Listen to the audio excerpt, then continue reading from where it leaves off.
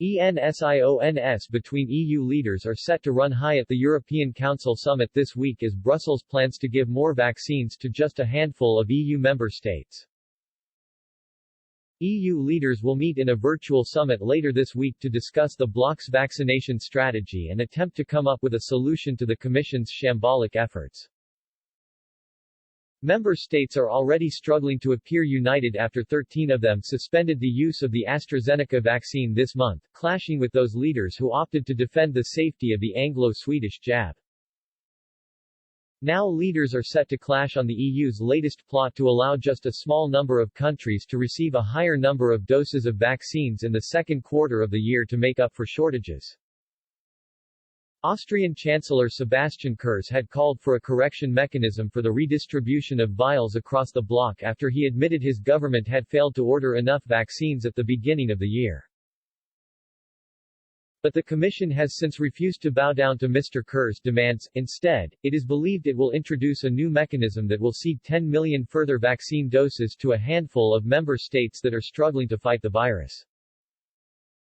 An EU official involved with the plans told the Financial Times, Kurz is not going to be getting one additional jab. Estonia, Latvia, Bulgaria and Croatia will be the more than likely candidates for added jabs.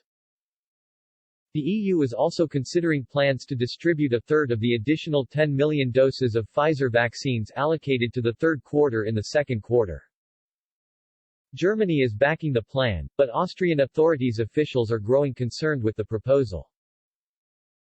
An Austrian official told the FT, "We're actively engaged on an answer which is appropriate for all member states." The German proposal isn't an ample foundation for dialogue. It doesn't have assist in Austrian authorities' circles.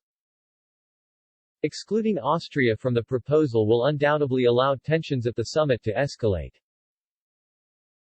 Mr. Kurz and the leaders of Bulgaria, the Czech Republic, Slovenia, Latvia and Croatia 2 weeks ago wrote to the heads of the European Commission and Council, saying the distribution was not happening in line with national populations as had been agreed. The EU has a mechanism for redistributing doses left when others do not take up their full pro rata allocation, and the Commission has said it is up to member states to decide whether they want to go back to a strictly population-based method.